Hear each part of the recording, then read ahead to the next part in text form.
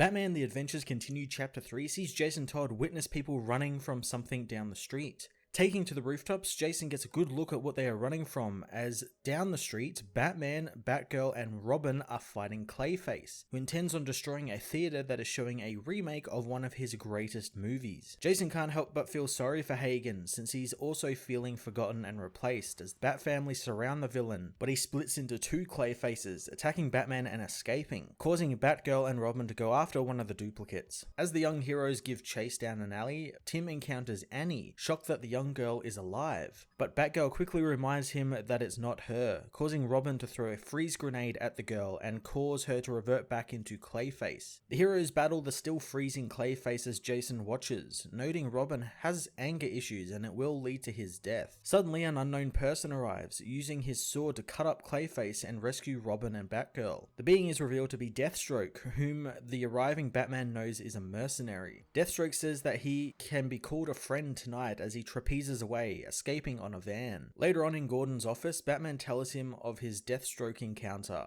giving Jim information on Slade Wilson, the man under the mask. Batman is impressed with what little information they have on him, and Jim knows he's rather intimidating, and if the reports are true, he's one of the most deadliest men to ever carry a weapon. As he goes to ask Batman what his interest in him is, Jim knows Batman is already gone, turning his attention to the TV, where a report of Batgirl foiling Roxy Rocket's rampage through the city plays. Batgirl leaves the scene for her bike only to find Deathstroke waiting for her. Slade is impressed with her heroics in taking down a thrill-crazed maniac, but Batgirl doesn't care for the flattery as Slade removes his mask, wanting Barbara to trust him, but she knows masks are only part of his mystery. Slade says that her and Robin are good at what they do, and without them, Gotham would have rotted away a long time ago, but if they want to expand their reach and talents, they should come under his wing. Batgirl says she's doing just fine, but Slade doesn't think so, since she hasn't even noticed that she is being watched. Above them, Jason knows that his stakeout is blown, taking off across the roof and knowing he better lie low, otherwise his plans will unravel. The next morning at Wayne Manor, Barbara tells Bruce and Tim about her run-in with Slade, but Bruce tells her not to put too much stock on his compliments, since men like Slade are only visible when they need to be. Alfred also reminds them that he also seems to want something from them, and Barbara agrees, also revealing that someone was spying on their meeting. Bruce asks if there was anything identifiable on the stalker, but Barbara says that they were just like a ghost. Bruce tells them all to stay sharp, since if this person is after them, he will tip his hand in time, and as for Deathstroke, he warns the kids to keep their distance until he learns more about him. Deathstroke meanwhile trains by taking out some mannequins dressed as gangsters while talking with his partner Sunny, who wants to know what Batgirl is like. Blaze says that she is like his young partner and reassures her that she will meet Batgirl soon, commending her on the idea of using Clayface to initiate their meeting. Sunny says that everyone knows that Matt Hagen was desperate for a cure and posing as a drug dealer with an antidote, which also made him a bit more paranoid and savage, was easy. Slade says that they aren't the only ones on Batman and his team, and he's got no clues, but whomever it is, they better not get in their way. Using his sword, he thrusts it into a Batman mannequin, telling Sunny that if this person gets in their way, there is always more room on their kill list. Batman The Adventures Continue Chapter 3 finally saw Deathstroke make his appearance into the animated series universe in a really fun and pretty classic way. Slade appearing at first as a friend to the Bat family is really cool, although similar plots have been used in the past with other villains and other heroes, but I enjoy Paul Dini and Alan Burnett tying it into the Jason Todd storyline that they are also building up through the back of this story, kind of doing their own spin on some classic storylines like the return of Jason Todd as well as Batman and Deathstroke stories. The book also had a really great reference to the animated series with Annie, the little girl who is technically Clayface's daughter. I love the ever so brief interaction with Tim that kind of threw him off his game and angered him a little bit, which was really great and great callback